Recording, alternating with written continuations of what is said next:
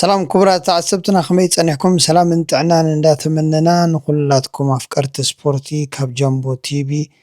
نقو حقو سنة يوهانا ندبولكو نايلومي تسبساب سبورتنا أب جامبو تي في هقرايت غانتا ارترامس استواني كلا اقرا قطماز قبرتو تسبساب حيزنا لكم مزينا لنا كبرات أفكارت سبورتي مكتتالكم يعدم نابتحستو قبلكم يوهانا دقيم يبلوكم كبرى تعذبتنا هقرايت غانتا ارتران إذا خلا إقرأ قطما زكايرتو تحستو حيزولكم قريبا لخو بملو حقوس بملو دستا إدام باخم زغربا زولخو قو حقوسنا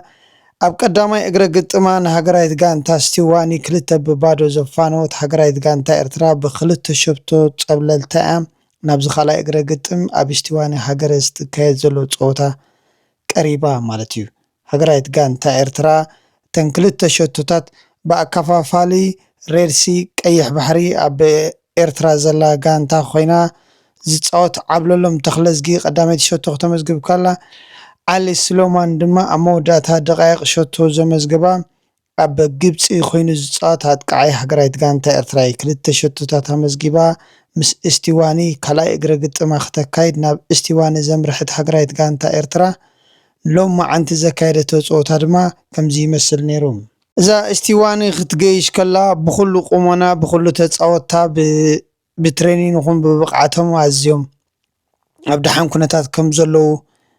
قليت أنا بودرنا باستيوان استوقعت هقرايت غانتا إرترا بحلو تلدات كبرهم سولومون ناي غانتا دندن عوت محرنا ناي ريدسي يوهانا يوناتان سلطان كأ أبو أستراليا دتصوت كوينو ناب تخلخلتي تمتينا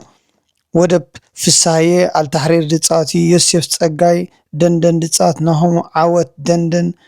فيكتور فورس كا أب نروي دتصات جمال علي دما أب أستراليا دتصاتي يوهانس إدريس كا أب سويدن دتصاتي مسمك كفوفالناي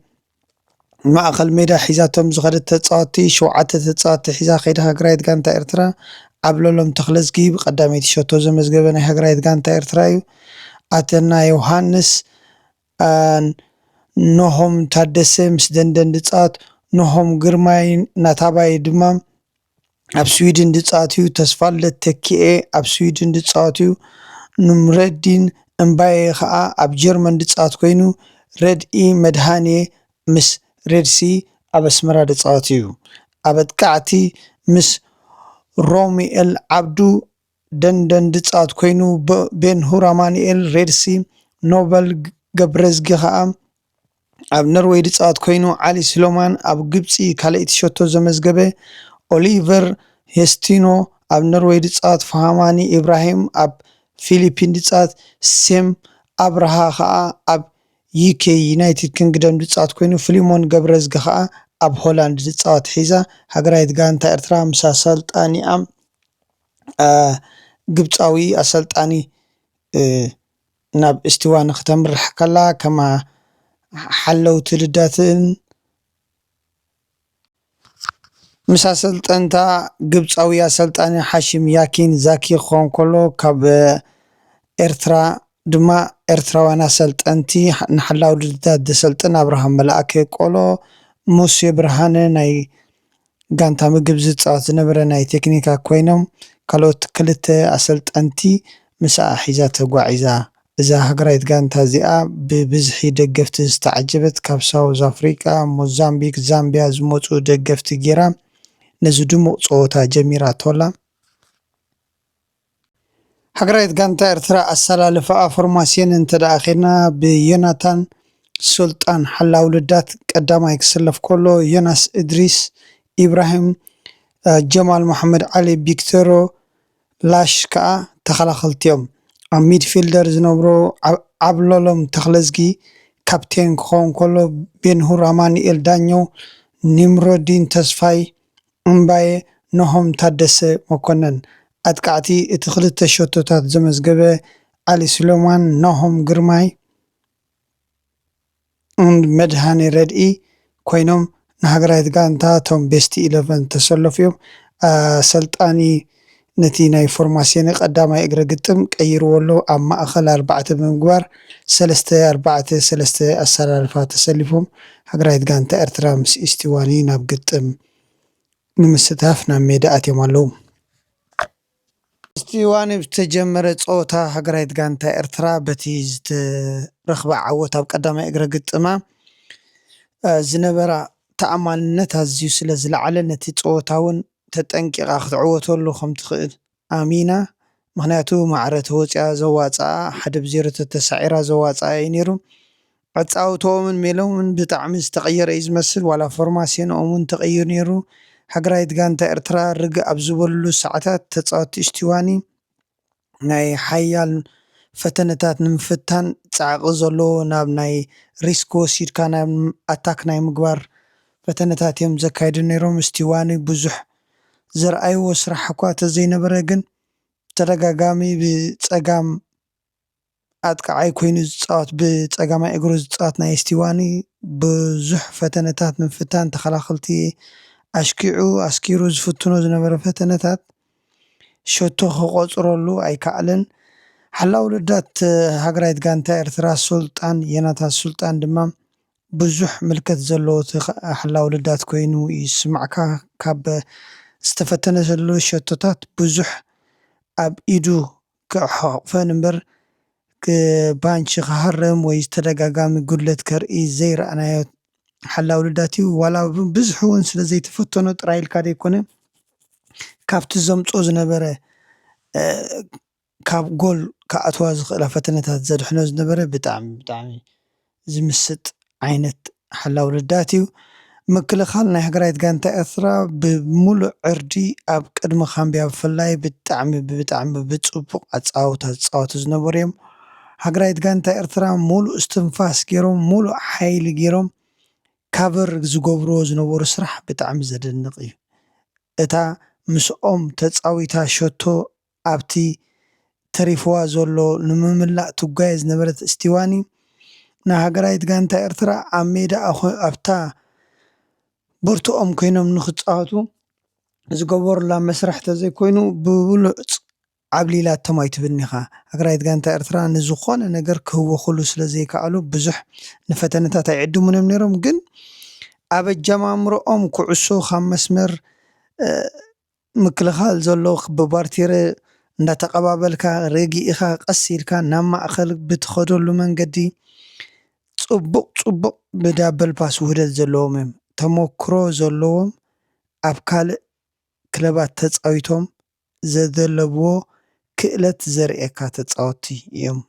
ኣምስዮም ናይ ሎም መዓልቲ ማለት እዩ። ሃገራዊት ጋንታ ኤርትራ ምስ ኢስቲዋኒ ባዶ ብባዶ ንዕረፍቲ ወፅያ ድሕሪ ዕረፍቲ ድማ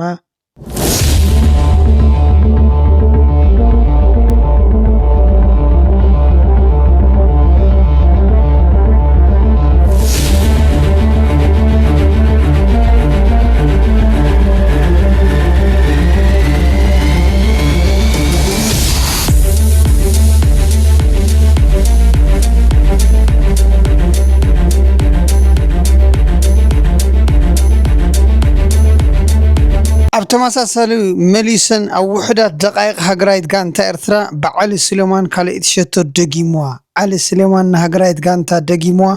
ኣብ ቀዳማይ እግረ ሸቶ ፀወታ ድማ ሓንቲ ሸቶ ስለዘመዝገበ 3 ሸቶታት ብምእታው ከምቲ ኣብ ኣቀዲመ ዝበልኩኹም ኣብቲ ቶቦ ሾው ኢንተርቪው ዝገበሮ ንሃገራዊት ጋንታ ኤርትራ ብጎል ክዕለቕልቃየ ዝበለ ዓሊ ስሌማን ዝግብኦ ተራ ዝተፃወተ ተፃዋታይ ዓሊ ስሌማን ኣድናቆት ዝግብኦ ፈፂሙ ዘይደክም እንተደኣ ካብ መገሻ ደንጊ ኣትየ ከምዚ ውዒለ ደኺመ ነይረ ዝበለ ሕጂ ግን ናብዛን ዘርኣየና ዕረፍቲ ግዚኡ ፀኒሑ 2 ሸቶታት ሞጎስን ፀባ ዘስትያን ሸቶ ዘእተወ ዓሊ ስሌማን ብሩህ መፃኢ ዘለዎ ንቅድሚት ክኸይድ ዝኽእል ተፃዋታይ ፕሊስ ኣብታ ናቱ ኢንስታግራም ይኹን ካልእ ፎሎው ንበሎ ንቅድሚት ንክዓቢ ድማ ንዕኡ ዘእተወን ሸቶታት ካብ ግብፂ ካብ ኤርትራ ካብ ኩሉ ኣተሓሒዝኩም ቪድዮታት ብምስራሕ ኣብ ዓበይቲ ጋንታታት ተጠማትነት ንክረክብ ንደግፎ። ዓሊ ስሌማን ሎሚ ፀባስቲና ሃገራዊት ጋንታ ሬድሲ ካመልስ ዘረጋግእ ፀወታ ቅድሚት ዘርኢ ፀወታ ነዚ ናይ ሎማዓንቲ ፀወታ ክፃወትዎ ኣይኮኑን ኣትዮም ከመይ ገይሮም ኣማዕሪጎም ናይ ቅድሚት ፕላኖም ከርኢና ዝኽእል ኣካይዳ ሒዞም እዮም ኣትዮም ብጣዕሚ ተደኒቕና ካልኦት ተፃወቲ ከም ፕሮፌሽናል ተፃወቲ ኣብ ደገ ዝፃወቱ ተፃወቲ እንተደኣ ኣለዉ ንሃገራዊት ጋንታና በዚ ዕድመ ክመፁ ክፅምበርዋ እንዳዓደምና ኳ ሓጎሰና የውሃና ብምባል ቻው ኢለ ይሰናበተኩም። ሃገራዊት ጋንታ ኤርትራ ደገፍታ ብኤር ፎርሳ እንዳበሉ ዝደጋግፍዋ ንኻምብያ ምስ ተመለሰቶ ትብዓታ ወሳሲኽላ እዩ። ምክንያቱ ኣብ 45 ደቂቕ ነተን ክልተ ሸቶታት ተዕቅበሉን እንተረኽቦ እውን ሳልሰይቲ ሰልሶ ተብሉን ግዜ እዩ ንሃገራዊት ጋንታ ዝፅበያ ነይሩ። ድሕሪ ዕረፍቲ ሃገራዊት ጋንታ ኤርትራ ነቲ ልምዲ ኣፃወታ ክትገብሮ ፀንሐት ሃንደበት እያ ለዊጣቶ። ምክንያቱ ኣብተን ውሕዳት ደቃይቕ ናይ ምጅማር ኩዕሶ ብዙሕ ስጥመትን ግጥመት ናይተን ተፃዋቲ ከይተረኽቦ ከሎ ዝፍተን ፈተነታት ብጣዕሚ ሸቶ ድምዝገብ ዝበዝሐ ሸቶ ዝምዝገብ ከዓ ኣብተን ውሕዳት ደቃይቕ ናይ ኩዕሶ ጅምር ኣብ ዝብለለኒ ሃገራዊት ጋንታ ነዚኣ ተጠቂሞምላ ስሌማን ዓሊ ንሃገራዊት ጋንታ ኤርትራ ከምቲ ኣብ ግብፂ ሸቶ ዘመዝግቦ ዘለኹ ኣብዚ እውን ከመዝግበላ ኣብ ዝበሎ ኣብ ቀዳማይ ኢንተርቪው ምስ ቶቦ ሾው ሃገራዊት ጋንታ ተቕስነላ ሸቶ መበል 51 ደቂቕ ካልአይቲ ሸቶ ንዕኡ ኣብ ቦርታ ሰኪዐታ ርኢና ብልፅቲ ሸቶ ባይስክሊን ተባሂላ ትፅዋዕ ኣብ ዝለዓለ መድረኽ ናይ ቶፕ ስኮረር ትረአ ሸቶ እያ። ብዙሕን ሳሕትን ዘይረኣየላ ጎላት እያ። እዚ ብሉፅ ኣጥቃዓይ ኣብ ላዕሊ ደይቡ ሸቶ ዘመዝገባ ኣምብሊቫብል ኣብ ሰኪዐት ርኢና እያ። ንፀወታ እስቲዋንን ሃገራዊት ጋንታ ኤርትራን ርግኣት ዝህብን ሙሉእ ዓወት ምዃኑ ዘረጋግእ ነይሩ። በዛ ሓጎስ ዝገለፀት ሃገራዊት ጋንታ ኤርትራ ሸቶ ንምድጋም ኣይደኸመትን። ነቲ ዝገበረቶ ፃዕሪ ነቲ ዝገበርዎ ናይ ጋንታ ውህደት በቲ ሞራል ዘለዎ ኣሰልጣኒ ንሃገራዊት ጋንታ ኤርትራ ናብቲ ዝለዓለ ከብፅሓያ ኢሉ ዓወት ዝኾነ ቃል ዝተዛረበ ካልአይቲ ሸቶ ሃገራዊት ጋንታ ኤርትራ ደጊማ ድሕሪት ካልአይቲ ሸቶ ሃገራዊት ጋንታ ኤርትራ ሃገራዊት ጋንታ ስቲዋኒ ኣብ መበል 94 ደቂቕ ብዝረኸበታ ፍሪኪክ ሸቶ ከተመዝግብ ከላ ሎማዓንቲ እቲ ፀወታ ሙሉእ ተወዲኡ 2-1 ሃገራዊት ጋንታ ኤርትራ ብጠቕላላ ኣብ ክልቲኡ ስለ ዝተዓወተት ምሕላፍ ኣረጋጊፃ ኣብ ቀፃሊ ግጥም ዓወት እናተመነና ይውሃና ብምባል ናብ ካልእ ንሕዝቶና ነብለኩም።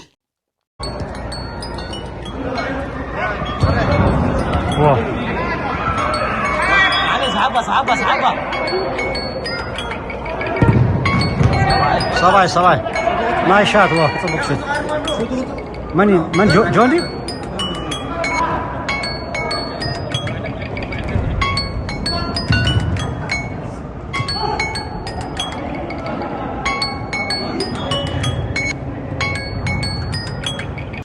ሎሚ ድማ ክቡራት ተዓዘብትና ዕድመ እንዳቕረብና ኢና። ሎማዓንቲ መለስያት ኤርትራ ካልጋሪ ካልኣይ እግሪ ግጥማ ክተካይዳ እታ ብቐዳማይ ምስ ኮሎምብያ ዝገጠመት ሰንበት ምሸት 3-3 ስለተፈላለየት ሓደ ነጥቢ ሒዘን ከይደን ኣለዋ። ምስአን ምድብ ተመዲባ ደላ ሜክሲኮ ግን ኣብ ልዕሊ ኢንድያ 4-2 ተዓዊታ 3 ነጥቢ ሒዛ ቀዳመይቲ ደረጃ ሒዛ ኣላ። ስለዚ ኤርትራ ሎማዓንቲ ምስታ ቀዳመይቲ ደረጃ ሒዛ ዘላ ሜክሲኮ ተካይዶ ግጥም ሓያል ፀወታ እዩ። ምክንያቱ ኤርትራ ካብ ምድባ ክትሓልፍ እንተደኣ ኮይና ነጥቢ ኣዋህሊላ ቀዳመይቲ ሒዛ ዘላ ሜክሲኮ ብልዕሊኣ ክትፅብልላ ኣለዋ። ክልተ ግጥማተን ከካይዳ ሎማዓንቲ ምሸት ሰዓት 9 ዝረኸባ ጋንታታት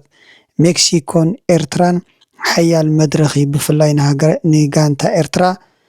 ግድን ክትዕወት ኣለዋ ካብ ምድባ ንክትሓልፍ። ስለዚ ድሙቕ ደገፍን ድሙቕ ጠቕዒትን ድሙቕ ተሳትፎን ጌርና ናዛ ጋንታ እዚኣ ናብቲ ክትሓልፎ ትኽእል መድረኽ ንምድጋፍ ኩላህና ኣብ ቦታና ኣብ ሶኮር ሰንተር ክንርከብ እንዳዓደምና ጋንታና ሎማዓንቲ ዓወት እንዳተመነና ከምቲ ሃገራዊት ጋንታ ዓወት ዘስመዐትና ናይ ጋንታ ኤርትራ ካልጋሪ ድማ ዓወት ንምነ ኩላትኩም ተዓዘብትና ክትመፁ እንደገና ንምሕፀን ብሩኽ ምሸት ድሓር ይረኽበና